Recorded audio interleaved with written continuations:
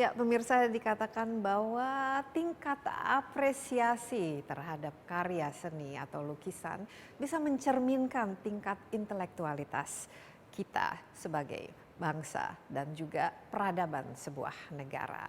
Nah, untuk merayakan Hari Kemerdekaan tahun ini, Galeri Nasional mengadakan sebuah pameran yang berjudul 1771 berdasarkan koleksi benda seni yang selama ini dimiliki oleh Istana Kepresidenan. Dan yang menarik pemirsa, selama 71 tahun kita merdeka, banyak dari karya-karya yang dipamerkan di sini belum pernah dipamerkan dan disaksikan oleh masyarakat. Nah, diharapkan dengan adanya pameran seperti ini bukan saja untuk meningkatkan apresiasi kita terhadap karya seni dan juga kekayaan yang dimiliki oleh Indonesia, tapi juga apresiasi dan mengenang kembali sejarah perjuangan bangsa ini. Insight kali ini langsung dari Galeri Nasional.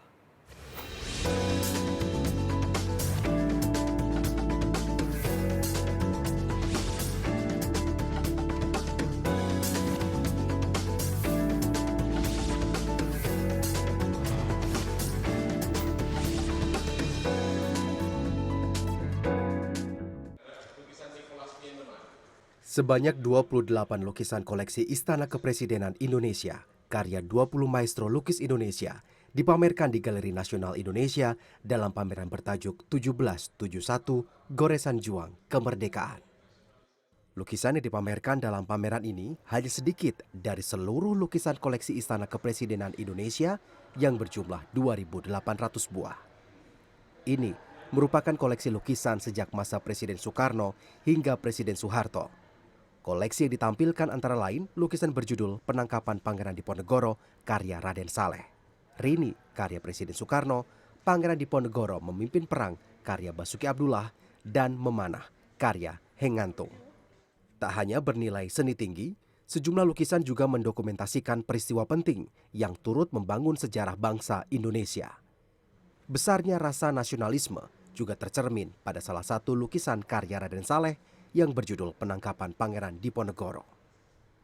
Meski lukisan ini dibuat di Belanda, tidak menyurutkan tekad Raden Saleh untuk menunjukkan wibawa pejuang kemerdekaan Indonesia di hadapan penjajah Belanda. Bahkan, pada masa pemerintahan Presiden Soekarno, lukisan digunakan sebagai latar belakang untuk memberi pesan simbolis yang kuat dalam pidato atau momen kenegaraan yang penting. Ini satu warisan bangsa yang diciptakan oleh Bung Karno supaya bangsa bisa bangga dan bisa ada sesuatu yang menjunjung moral, ya. Dan saya merasa bahwa layak kalau ini diulang setiap Agustus, ya. Tak hanya menarik minat para penikmat seni, pameran ini juga mendapat antusiasme tinggi dari masyarakat.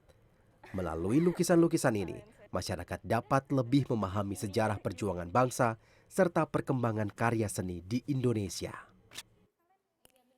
Saya suka sama lukisan tadi itu karena menggambarkan kebingungan rakyat Indonesia pada waktu itu, apalagi pada waktu zaman-zaman revolusi, zaman-zaman kemerdekaan itu, perjuangan kemerdekaan. Saya benar-benar amazed dan kagum karena setelah saya lihat-lihat lukisan-lukisan ini, saya tuh benar-benar bisa kayak kebawa kayak saya ngelihat era zaman dulu, zaman perjuangan dulu, militer dulu, dan menurut saya itu saya kagum banget deh pokoknya dengan pameran ini.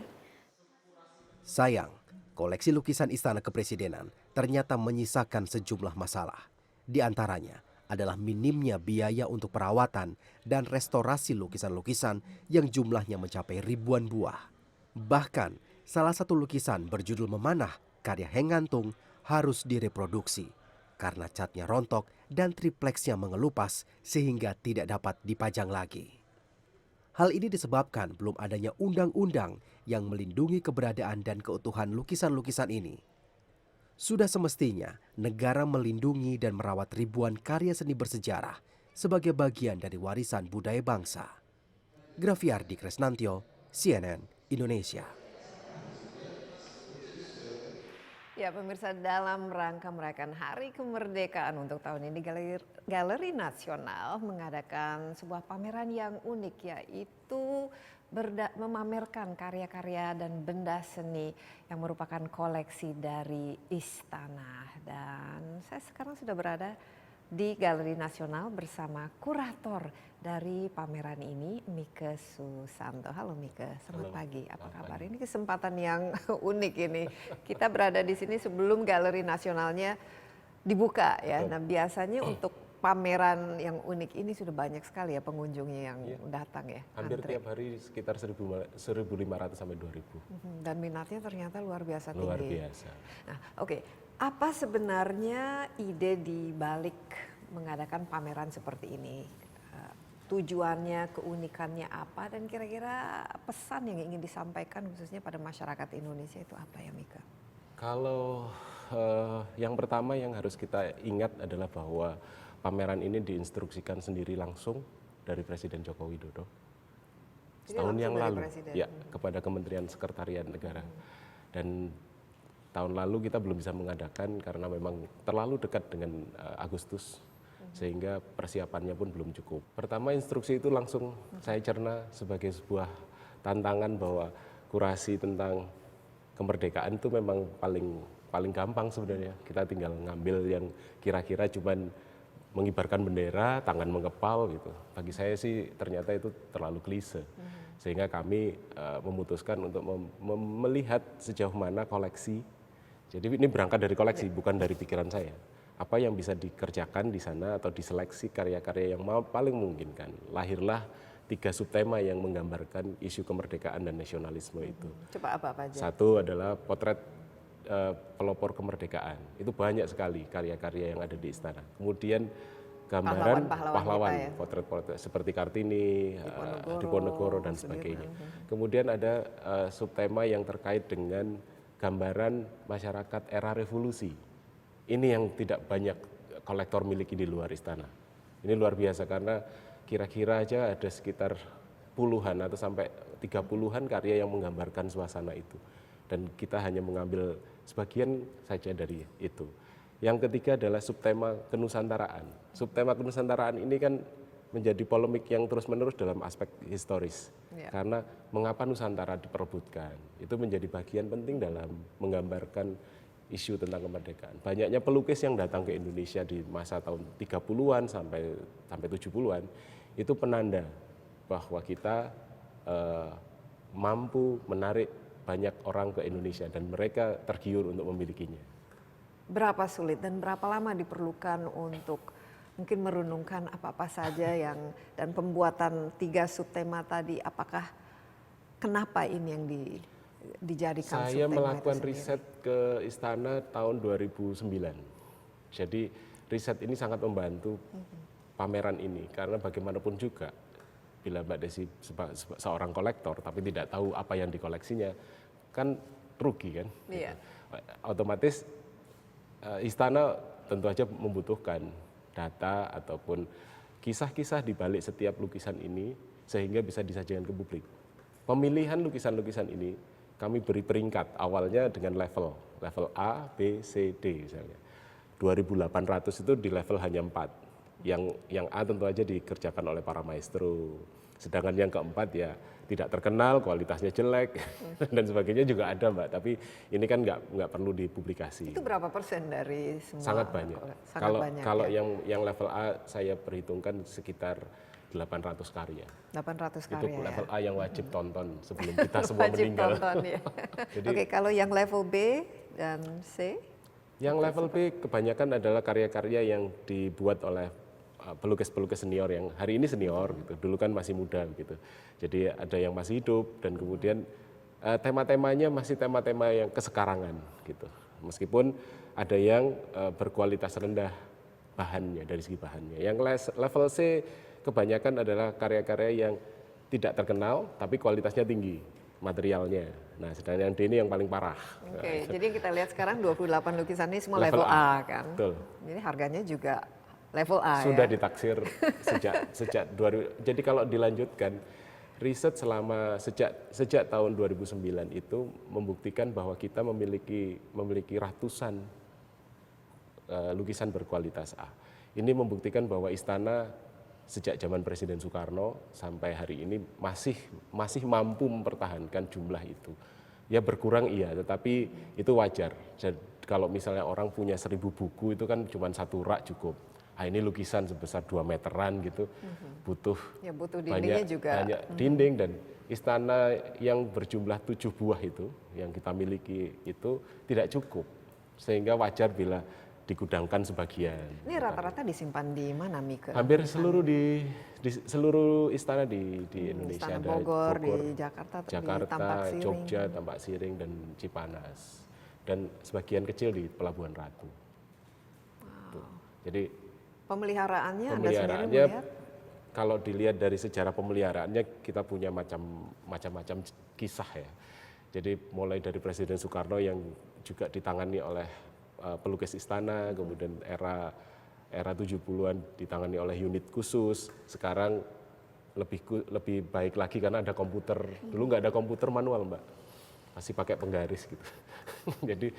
jadi persoalan riset ini menjadi hal utama sebelum pameran ini digelar. Kedua, yang penting lagi adalah persoalan penilaian aset. Kita tidak bisa memamerkan ini tanpa diketahui berapa nilai asetnya. Iya. Dan harus diasuransikan kan. Betul. Pastinya. Jadi pameran ini diasuransikan. Nilainya tentu aja tinggi. Kira-kira berapa ini? Taruhlah Kalau misalnya hitungan kasar aja 2012, 28 ini kira-kira aja sekitar 300 miliar. wow. Itu 2012. 2012 ini sekarang dengan 6 tahun 6 tahun kemudian dan juga bisa 2-3 kali dolarnya lipat. juga lebih kuat. Contohnya misalnya Ini ada yang ada di belakang kita ini kan dinilai sebagai lukisan ini yang Raden Saleh paling yang ikon tinggi, ya. paling tinggi harganya. Jadi nilai Berapa? aset, karena kita nggak jual tapi paling nggak menandai. Nilai aset Raden Saleh ini sekitar tahun 2012 dinilai oleh Kementerian Keuangan bersama kami para narasumber itu 49 miliar. Satu. Wow, 49 miliar ya, ini Ya. satu lukisan ya. Kami juga berkumpul lagi kemarin, kalau ini kemudian disinkronisasi waktunya, ya kira-kira 150 M lah sekarang.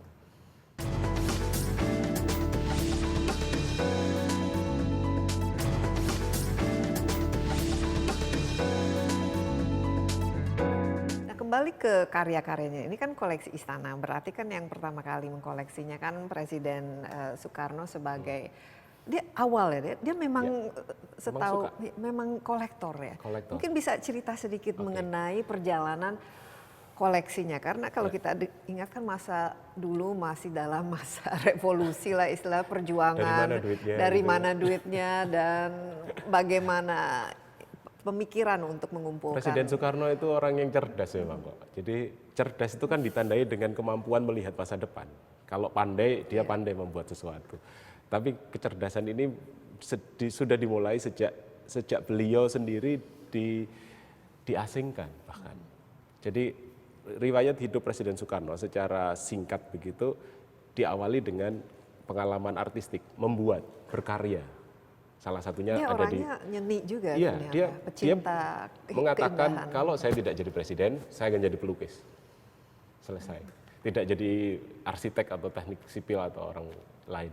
Jadi karena itulah kemudian dia belajar habis-habisan mengenai melukis, dan lukisannya ada di sini salah satunya. Ya, ini Ya, tepatnya di kanan samping kita saya. ya, salah satu. Nah, ketika masalah waktu kegiatan politiknya menguat sehingga dia tidak sempat berkarya, akhirnya berdekatanlah dengan para seniman. Disitulah mulai mengoleksi.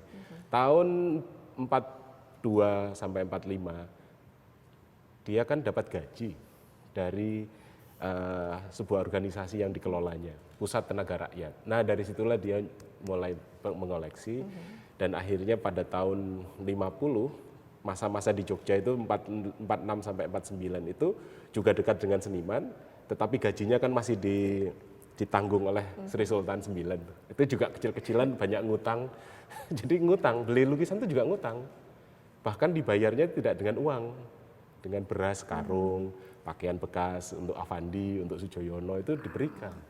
Sampai akhirnya dia merasa bahwa istana harus dihias dengan lukisan-lukisan yang berkualitas tinggi, terutama karya anak negeri. Dia sudah menanamkan persoalan kebanggaan negara itu sejak awal.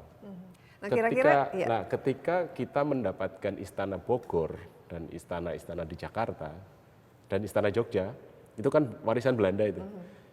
Kita itu tidak diwariskan oleh Belanda karya seni. Semua diambil. Iya, diangkut. Sehingga kosong. Bingung kan? Dibawa ke ini, Rijksmuseum. Bagaimana mengisinya? Gitu. Soekarno bingung saat itu dan kemudian dia dengan baik berhubungan dengan para seniman.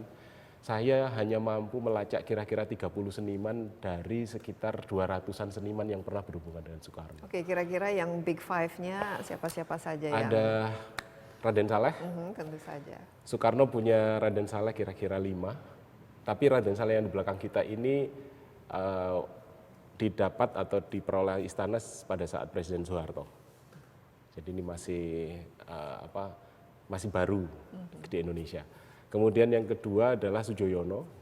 Ini dia kenal secara pribadi Ya, sangat dekat, sangat dekat.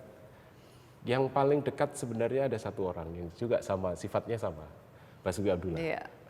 Salah satu pelukis yang ikon pelukis Indonesia, Basuki Abdullah. Ya, kalau tidak Avandi Tapi ya Basuki Abdullah. masih ngutang sebenarnya.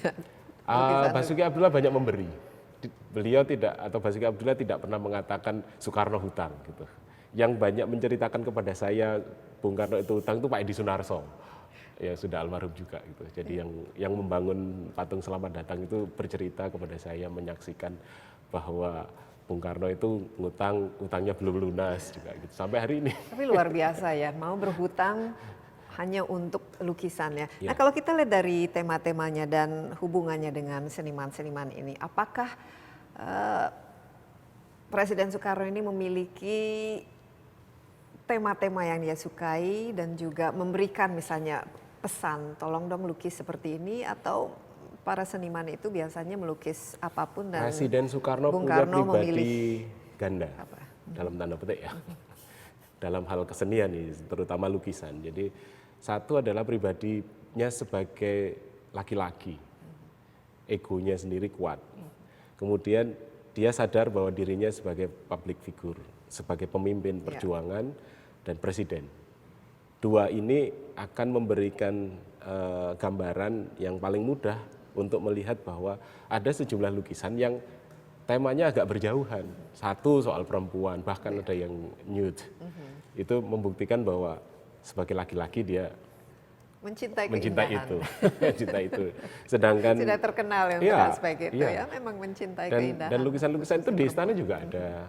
Tapi disimpan khusus, hanya orang-orang khusus yang boleh melihatnya gitu. Dan yang kedua, sebagai pemimpin negeri itu menanamkan bahwa lukisan adalah bagian dari perjuangan. Beliau tidak tanggung-tanggung untuk memelihara, menghidupkan terus-menerus peran perupa, pujangga.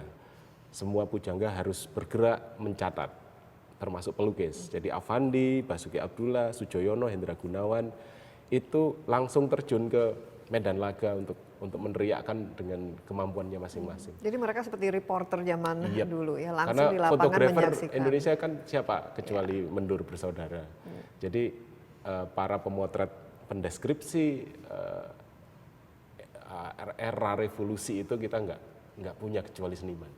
Dan mereka paling bisa masuk kemana-mana. Artinya karya-karya ini adalah semangat zaman, zeitgeist gitu. Ini menandakan bahwa Soekarno punya visi terhadap negeri ini, bahwa karya ini selain untuk mengingat sejarah, juga untuk menghias istana. Kita tahu istana tidak boleh melepaskan diri dari persoalan perjuangan bangsa ini, kapanpun. Macam itu. Jadi capturing semangat perjuangan itu ya, dan ini kita lihat dari lukisan-lukisan yang ada di sini. Nah, beberapa dari lukisan yang sini kan memang digunakan dalam momen-momen bersejarah tertentu. Mungkin Mika bisa ceritakan. Sebuah lukisan yang menjadi penanda penting dalam seremoni kenegaraan. Saya melihat sebuah foto yang ada di sebuah majalah lama. Itu foto di mana Ki Hajar Dewantara menjadi ketua HUT kemerdekaan RI tahun 47. Wah, bayangkan, asik kan, 2 tahun diperingati gitu. Kok Ki Hajar ketuanya? Nah, Ki Hajar melaporkan, di situ fotonya Ki Hajar melaporkan kegiatannya di hadapan Presiden Soekarno. Nah, ketika kita lihat di belakang Presiden Soekarno itu ada sebuah lukisan. Tepatnya lukisan potret Pangeran Diponegoro yang kita pamerkan ini. Itu satu foto. Artinya ada satu foto lagi yang saya temukan pada saat perjanjian di Kaliurang, kalau nggak salah itu Rumroyen atau apa itu. Presiden Soekarno mengajak salah satu tamunya, Sultan Hamid II, itu ke istana. Dan foto itu menceritakan bagaimana Soekarno dan Sultan Hamid sedang memperbincangkan lukisan Pangeran Diponegoro tersebut. Saya tidak tahu bahasa apa yang dipakai, tapi Profesor Daud Yusuf pernah mengatakan sebagai saksi bahwa kalau Soekarno dan Hatta ngobrol tentang seni di Gedung Agung, mereka pakai bahasa Belanda, Bung. Gitu. Jadi betapa asik ya. Iya. Nah, Dia dua orangnya foto sangat itu, ya intelektual, visionis ya, itu, visioner. dua orang, ya Dwi Tunggal kita itu. Dari dua foto itu bisa membuktikan bahwa tahun 46 sampai 49 di Yogyakarta itu kita kan belum punya lambang negara, Pancasila belum ada. Iya. Jadi yang digunakan oleh Presiden adalah lukisan. Saya sampai merinding ya dengarnya ya. Iya, ini beneran Mbak, ini beneran, ini sejarah. Jadi kita bisa lihat betapa Soekarno mampu memanfaatkan apa yang dimilikinya, meskipun dia juga miskin sebenarnya. Bisa cerita mengenai lukisan yang khusus dipilih Untuk pada saat itu? pada saat itu, selain lukisan itu, hampir semua lukisan potret pahlawan dipajang di Gedung Agung. Jadi itu bisa memperlihatkan keinginan Presiden Soekarno tentang selera estetikanya sebagai seorang pemimpin. Sedangkan lukisan-lukisan yang menyiratkan egonya itu disimpan di kamar dan kita tidak pernah mendapatkan foto-fotonya. Kecuali ketika Presiden Soekarno sudah meninggal baru kita bisa foto. Ada lukisan telanjang di kamar pribadinya. Tapi itu kan memang bukan ruang publik kan gitu. Nah itu bisa menandai betapa Bung Karno tetap menjaga diri sebagai seorang presiden maupun sebagai seorang laki-laki. Ya, dan seorang seniman seperti kita ketahui ternyata dia jago Juga melukis juga. melukis, Ini betul. Rini Ya. namanya dan aduh indah sekali ya. Siapa Rini? Nah, Ingin tahu nggak? sangat ingin tahu.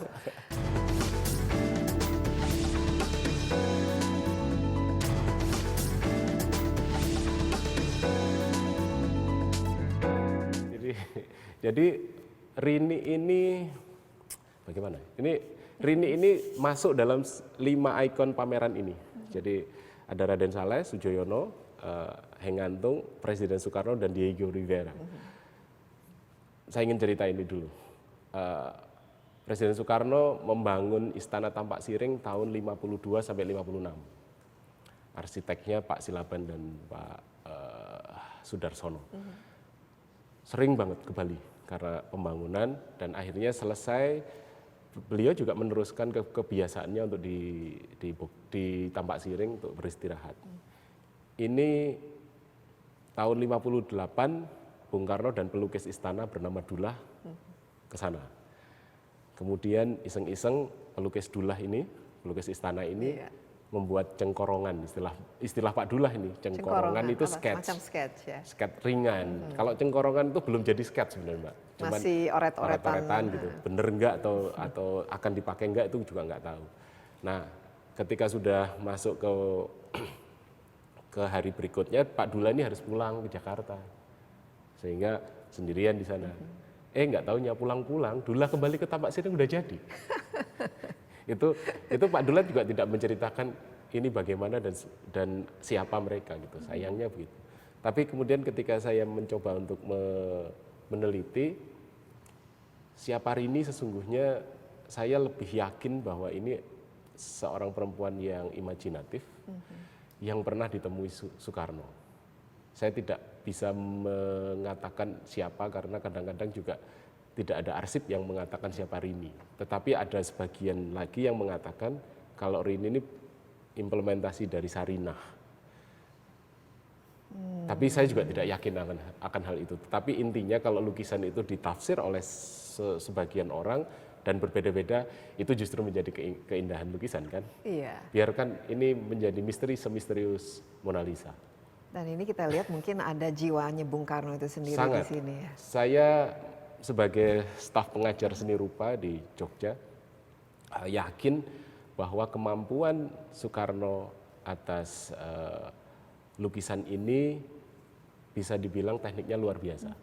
Artinya orang-orang otodidak tidak akan nyampe ke sini dengan kemampuan pemula gitu.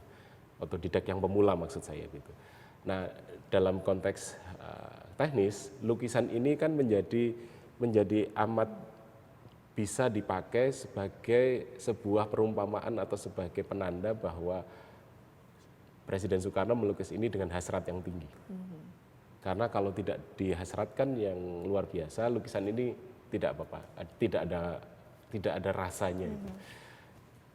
Tekniknya luar biasa karena memang secara teknis ada penggunaan pisau palet, tidak hanya kuas, kemudian anatominya bagus sekali, terus tangan yang ada di pangkuannya itu juga hanya bisa dilakukan oleh orang yang sudah tingkat advance melukisnya. Menurut Mike, pakai model hidup enggak? Saya tadi sempat Karena begitu sempurna ya. Ya, Dan saya lebih senang mengatakan begini, model ini ada, tetapi tidak sempat dikenal oleh Soekarno. Jadi sekelebatan dalam hal aspek yang non historical ini, saya meyakini ini pernah ditemui oleh Soekarno. Dan memang sangat indah ya, kita bisa Sangat cantik kalau melihat orangnya. itu ini tidak Orangnya kalah sangat dengan cantik. lukisan maestro Yap. yang lainnya. Dan juga menarik bahwa ia memiliki seorang pelukis istana ya. Ya, betul, namanya Dula.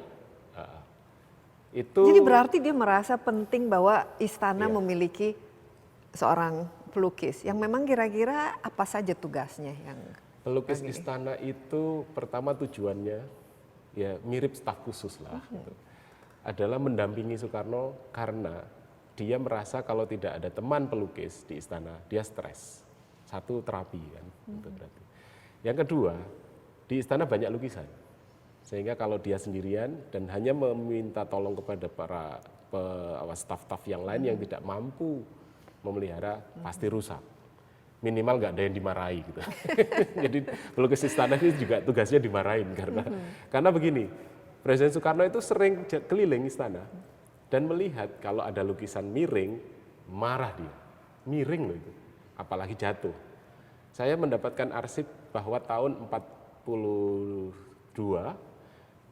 ketika itu masih dipegang Saan Timur 56, Presiden Soekarno itu mendapati lukisannya hilang.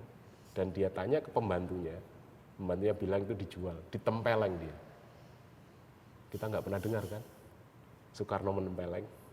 Itu ditempeleng dan cerita itu diberikan gara-gara lukisan. gara-gara lukisan, bukan gara-gara rumahnya terbakar atau gara-gara dia di penjara. Jadi luar biasa, ini sisi lain dari presiden pertama Ya. Indonesia dan ada elemen romantisnya ya ini, Iya. bahwa dia sebenarnya seorang yang jiwanya itu sangat halus dan Halus, sensitif. berestetika Sensitif, tinggi ya. ya.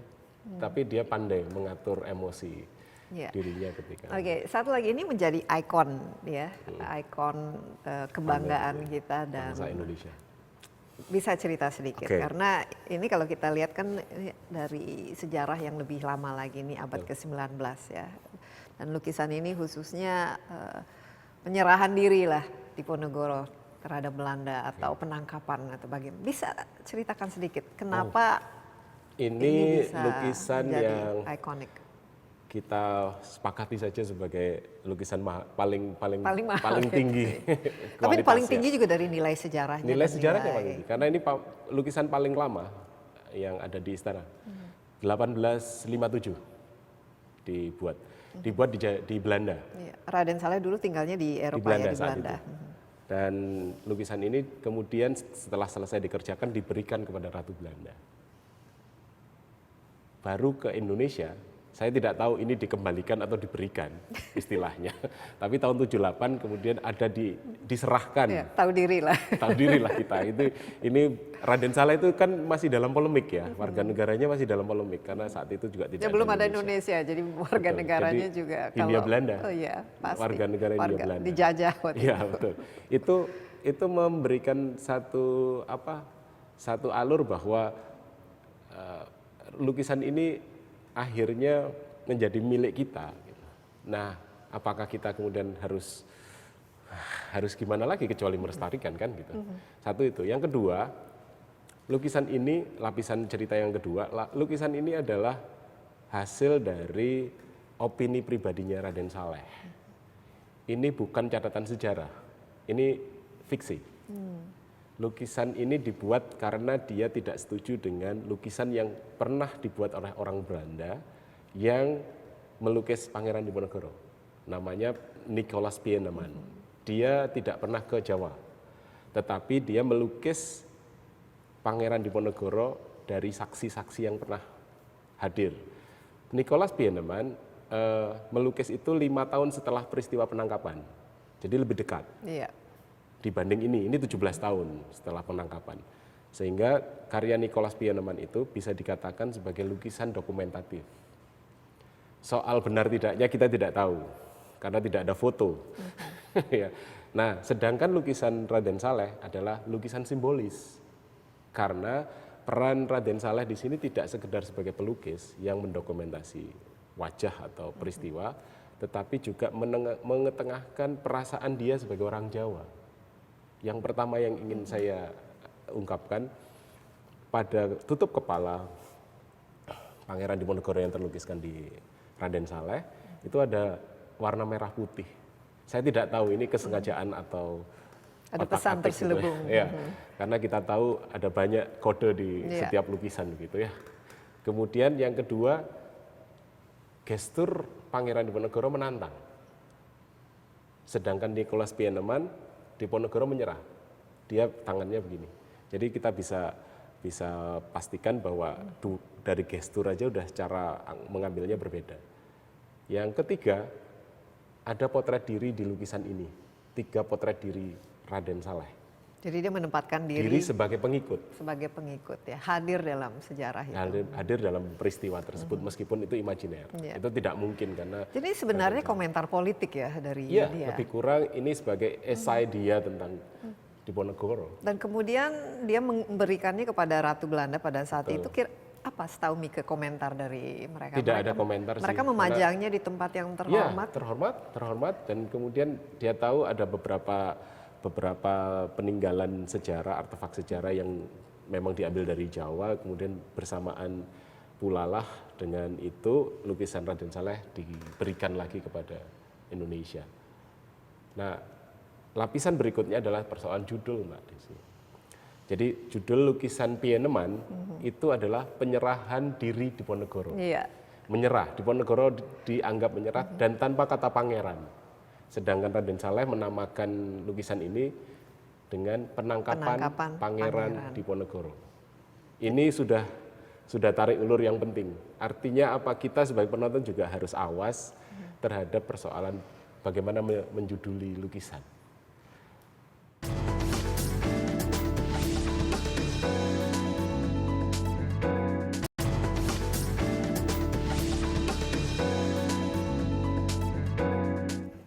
Dan ini menarik sekali karena saat itu Raden Saleh kan lebih banyak kalau tidak salah tinggalnya di Belanda. Jadi ini sebenarnya jiwa pemberontak dia itu muncul ya. Selama ini banyak pengamat yang mengatakan Raden Saleh anasionalis.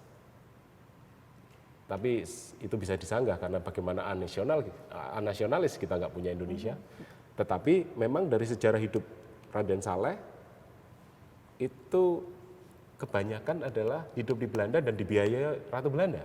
Sejak usia 13 sampai dia meninggal itu berjanji dan sumpah setia kepada Ratu. Dan kalau membuat lukisan seperti ini yang sebenarnya ini merupakan pembangkangan ya. Saya lihat satu lagi yang agak mungkin quote-unquote ya, mengganggu itu masalah proporsi. Betul. Ya. Dan ini kalau kita lihat lukisan ini agak aneh, ini kayaknya ada dari segi proporsi tubuh kepalanya kok kayaknya lebih besar. Saya tidak yakin Raden Saleh salah dalam melukis. Karena hampir semua kira-kira 200 karya yang ada di dalam sebuah buku yang sudah diriset itu hampir tidak ada masalah gagal teknis anatomi. Tidak mungkin ya karena artinya itu merupakan apa yang terjadi di lukisan ini itu juga salah satu simbol akhirnya bisa diartikulasi sedemikian rupa bahwa pembesaran kepala dan kemudian pengecilan tubuh, Jenderal de Kock, ini kan Jenderal de Kock yang ini si yang Belanda menangkap ini, itu dianggap sebagai sebuah parodi tentang kekerdilan, tentang kebesaran kepala orang Belanda saat itu. Berani dia. Iya, berani. Dan dia hidup di Belanda loh. Iya, saya tidak habis pikir kira-kira pas ketika pertama kali mereka melihat lukisan itu. Pasti banyak bertanya ya. Iya. Oke, Tadi kan ada 3 ya subtema ya. Mungkin kita bisa bicara sedikit mengenai subtema kedua itu karena ini menyangkut masa-masa perjuangan, masa-masa revolusi dan di sini juga ada istilahnya wajah-wajah para pejuang itu. Betul. Apa yang kita bisa pelajari dan yang menjadi ikon lukisan itu khususnya? Dari sejumlah 28 ini memang menyiratkan sebuah artikulasi kemerdekaan tentang bagaimana perjuangan kita sampai hari ini belum selesai juga gitu untuk mempertahankan negara ini. Dan kami dengan sepakat semua panitia menyepakati bahwa pameran ini harus menjadi satu gambaran tanpa atau jangan sampai klise menerjemahkan kemerdekaan. Sehingga dari aspek perasaan saja ketika kita masuk ke ruangan ini itu sudah memberi kebanggaan. Itu yang pertama yang harus kita harapkan gitu.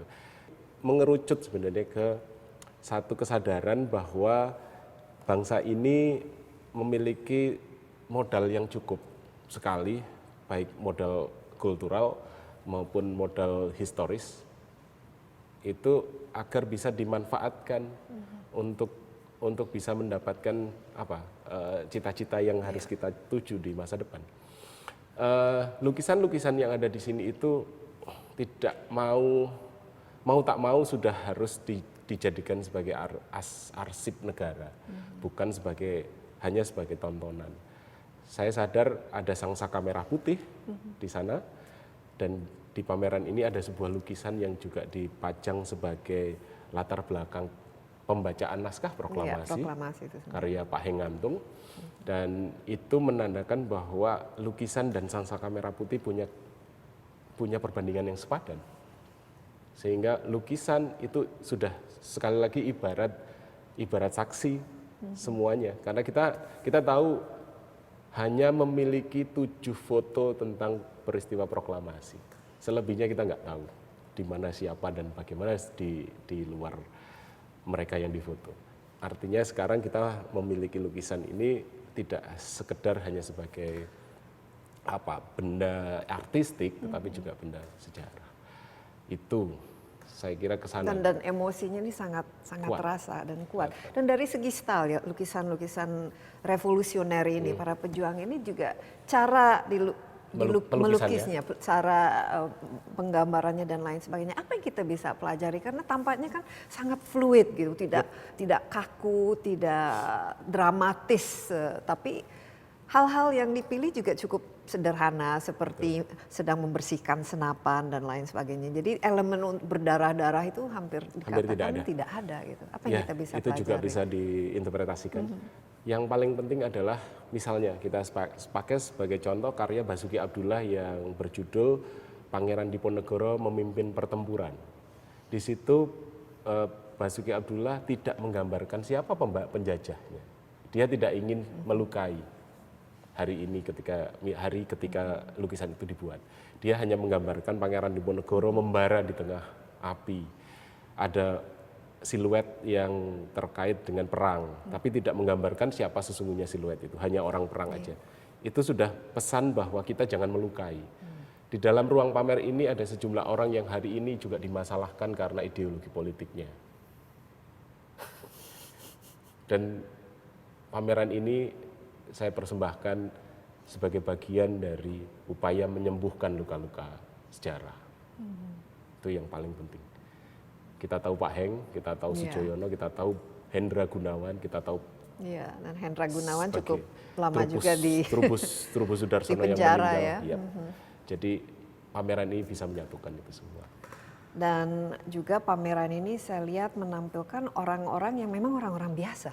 Ya, Sebagai secara subjeknya visual, itu. secara visual tadi saya lupa menjawabnya. Dalam perspektif akademis, ini adalah gaya-gaya realistik yang paling bisa untuk menuju ke tujuan akhir, yakni memberikan semangat dan kobaran emosi ketika ditonton. Nah, para pelukis ini kan orang-orang cerdas juga. Jadi bagaimana lukisan ini juga tidak pernah misalnya melukai siapapun di masa depan kan. Jadi yang kita dapatkan itu ya persiapan gerilya, bagaimana perasaan orang-orang itu ketika membersihkan, ketika mau mati, ketika mereka menjalani hidup yang hanya pilihannya cuma satu, mati gitu. Kalau nggak mati, dan wajah-wajah mungkin pejuang wajah-wajah yang sangat pejuang sederhana, tapi dan para simpatisan pejuang yang juga belum tentu selamat dalam masa revolusi itu. Bahkan para pengungsi yang kita dapati begitu rupa sampai ada yang berhelm panci supaya peluru nggak nyampe ke dan kepalanya. membawa lari anak-anaknya. Anak-anaknya begitu. Jadi itu ternyata gambaran kita nggak mampu memotret saat itu. Fotografer kita nggak nyampe ke medan laga saat itu. Fotografer kita ada di panggung istana. Gitu. Nah, para pelukis ini mewakili itu semua. Sehingga gaya ataupun keterampilan yang mereka sajikan itu seturut dengan waktu yang mereka miliki. Iya, dan luar biasanya ini merupakan bukan saja catatan sejarah, tapi catatan sosial. Emosi, semangat yang abadi ya. Sampai saat ini kita melihatnya langsung terbawa ya, hanyut ya. Dalam, makanya mungkin ini lebih, karena di sini ada bagian fotografinya juga ya, Mika. Tapi kenapa ya sebuah lukisan itu bisa jauh lebih interpretatif? Iya, daripada foto yang memang sekarang kan bisa lebih jauh lebih detail. Ya, karena memang ini pekerjaan manual. Pekerjaan manual ini pasti butuh hati, butuh rasa. Dan mereka sadar betul menjadi pelukis bukan perkara teknik membuat lukisan, tetapi bagaimana perasaan itu harus sampai kepada penontonnya. Mereka memilih, tidak mungkin kanvas yang sangat mahal harganya saat itu. Ya, apalagi catnya dan ya, juga sampai pernah ini anu aja. Satu kali Avandi itu melukis di pasar tahun 50-an gitu. Nah, Avandi itu dapat apa semacam inspirasi sorohan, bukan apalah itu kritikan gitu. Gimana toh orang semua pada nggak pakai baju, susah beli baju, kamu baju dioret-oret gitu. kan karung itu harusnya bisa dijadikan baju ini. ya. Avandi sendiri kan hanya pakai sarung, dia nggak pernah pakai baju, mending pakai kanvas daripada untuk baju. Sampai segitu, sampai kemudian Avandi juga pernah mendapatkan satu tugas dalam tanda petik oleh Presiden Soekarno bahwa para pelukis terjun ke medan laga. Salah satu karya yang ada di sini berjudul Persiapan Gerilya, Laskar Rakyat Mengatur Siasat, karya Avandi. Itu dari kanvas sambungan, dia jahit, kanvas itu jahit karena besarannya hanya cuman kurang dari 1 meter. Sehingga ketika dia membuat itu tujuannya untuk poster, Mbak, bukan untuk lukisan. Karena apa? Semua orang butuh berita, semua orang butuh tahu bahwa negara kita merdeka. Yang bisa dilakukan adalah menulis semua bahan atau materi yang kita miliki untuk kita tulis tetap merdeka, merdeka atau mati. Jadi tempel di mana-mana. merdeka itu ada. Satu kali Soekarno melihat lukisan itu, poster itu. Akhirnya Soekarno mengambil alih. Ini jangan ditempel. Ini buatku. Loh, tapi ini kan poster, Bung gitu kan. Enggak apa-apa gitu. Ya diambil lah. Ya tidak ada spannya ya, cuman kain gitu, kemudian dibawa ke istana. Alhasil hari ini poster itu menjadi abadi.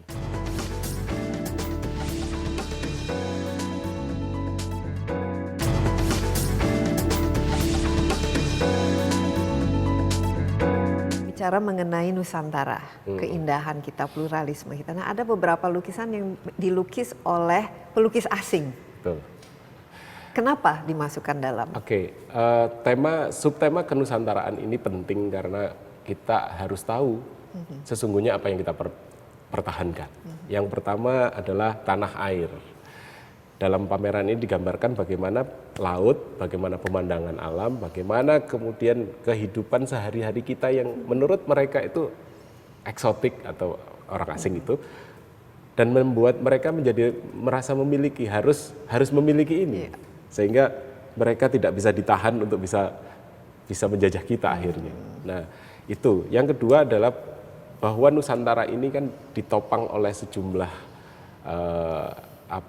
sumber daya manusia di dalamnya, sehingga kita bisa merasakan betapa indahnya kehidupan sehari-hari, betapa menariknya perempuan-perempuan yang kala itu hidup, meskipun mungkin dalam perspektif orang Indonesia sendiri itu hal biasa.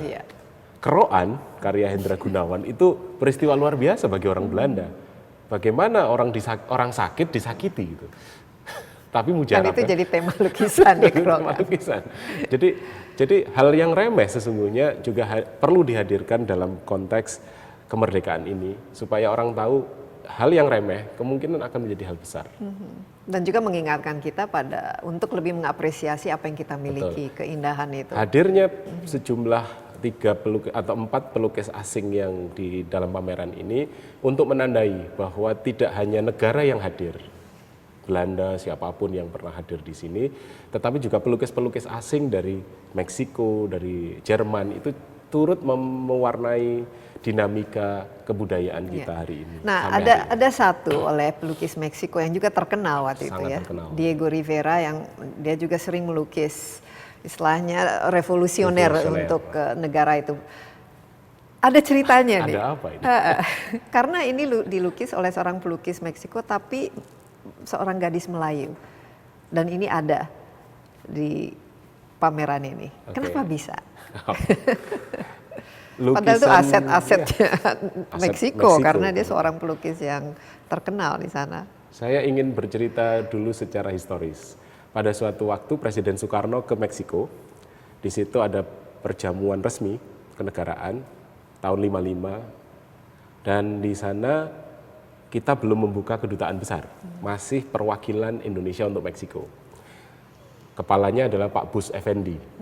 Pak Bus Effendi ini kemudian mengundang termasuk juga Presiden Meksiko ataupun orang-orang yang penting dalam pertemuan itu, karena presiden yang datang kan. Apalagi Soekarno kan, kita tahu tahun 55 dia wah gitu, sedang hebat-hebatnya. Gitu.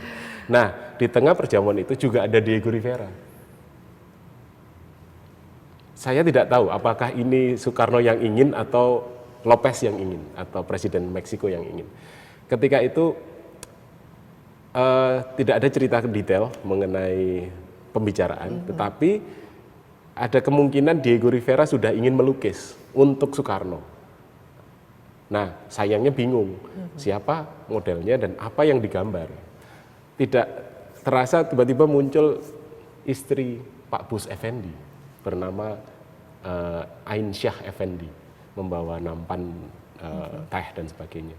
Nah, langsung Diego Rivera dan Soekarno setuju dia yang dilukis. Itu cerita pertama. Selanjutnya, ketika proses itu perjamuan itu selesai, akhirnya Diego Rivera melukis Ainsyah Effendi di rumah Ainsyah Effendi. Kita tidak bisa menduga berapa lama dan bagaimana kemudian prosesnya, tetapi setelah selesai karya itu sudah dibeli oleh Soekarno, kemungkinan menggunakan uangnya Pak Bus Effendi. Sudah istrinya digunakan sebagai model, rumahnya dipakai untuk studio. Nah, ada cerita lain versi Guntur Soekarno Putra dalam bukunya yang mengatakan bahwa lukisan ini sesungguhnya sulit keluar dari Meksiko karena semua karya-karya Diego Rivera itu dilarang keluar karena saking ternamanya Diego Rivera, dan menurut versi Pak Guntur Soekarno mengatakan bahwa lukisan ini dikeluarkan dari Meksiko menggunakan dekret presiden. Jadi harus dengan persetujuan lembaga legislatif kan. Jadi ada negosiasi di balik itu semua. Tetapi tentu aja karena Soekarno yang meminta. Pandai merayu juga takut. Dia untuk ayo untuk dong. Merayu level tinggi. Dan cerita-cerita mengenai rayuan Soekarno itu juga tidak hanya muncul di lukisan itu, Mbak. Jadi di Istana Bogor misalnya, kenapa banyak lukisan telanjang itu juga sarana untuk rapat-rapat publik sebenarnya, rapat-rapat tamu negara. Jadi kalau ada rapat deadlock itu diajak dulu nonton lukisan. Tapi dipikir-pikir luar biasa ya Mika, dulu sebagai tamu negara terus mendapatkan lukisan gitu sebagai hasil negosiasinya. Nah, nggak kebayang ya zaman sekarang misalnya kalau presiden luar negeri terus kemudian mereka negosiasi untuk mendapatkan ya paling kan MOU untuk meningkatkan hubungan bilateral, perdagangan dan lain sebagainya. Kayaknya kita tidak apa? Kayaknya kita itu harus berpikir dua kali ketika melihat Soekarno ke luar negeri. Ini nggak punya duit besar loh Indonesia, tapi harus untung. Nah artinya lukisan itu menjadi penanda hubungan bilateral ataupun multilateral yang kita miliki. Sehingga dalam konteks ini lukisan-lukisan itu sudah menjadi aset dunia sebenarnya, tetapi cuman hanya berpindah tempat. Ini juga terbukti ketika misalnya Presiden Soekarno atau Indonesia ketika pertama kali berhubungan dengan Tiongkok tahun 54 kalau nggak salah, itu kan berlanjut pada proses-proses sampai ke lukisan, ke keramik. Sehingga Mao Zedong sendiri, pemimpin besar revolusi Tiongkok itu, hampir tidak pernah menawar apa yang diminta oleh Soekarno. Jadi lukisan-lukisan dari Cina, keramik-keramik dari Cina yang berabad-abad itu diserahkan dengan gratis ke Soekarno. Plus pembuatan buku-buku koleksi Soekarno yang amat mahal ini. Wow, jadi kita sangat berterima kasih ya pada presiden kita pertama dan juga mengajarkan kepada generasi berikutnya untuk lebih mengapresiasi lukisan dan lain sebagainya. Karena presiden-presiden berikutnya dari segi ketertarikannya, ini kan koleksi benda seni istana ya. Ya kalau presiden berikutnya mereka tidak terlalu kalau presiden tertarik berikutnya ya lebih lebih terberitakan sebagai bagian dari politik aja. Jadi selama ini yang saya lihat kalau Presiden Soeharto tetap menjaga aset itu dengan baik gitu. Kemudian tapi dia sendiri kan bukan seorang kolektor lukisan, lebih ke benda-benda lebih senang dilukis lah. Walaupun Soekarno juga sangat senang dilukis. Jadi ada banyak lukisan Soekarno yang ke luar negeri sebagai tamu, sebagai bunga hadiah ke tamu negara. Jadi kalau di luar negeri nanti ada lukisan Bung Karno gitu yang lukis kira-kira tahun 50-an Dullah atau siapa itu bagian dari upaya kenegaraan. Baik, Mika, luar biasa. Terima kasih. Sama-sama. Kita sudah banyak sekali belajar dan kita harapkan juga cukup banyak dari masyarakat Indonesia yang memiliki kesempatan untuk berada di tengah-tengah lukisan yang sangat bersejarah ini. Terima kasih, Mika. Terima kasih. Sama-sama.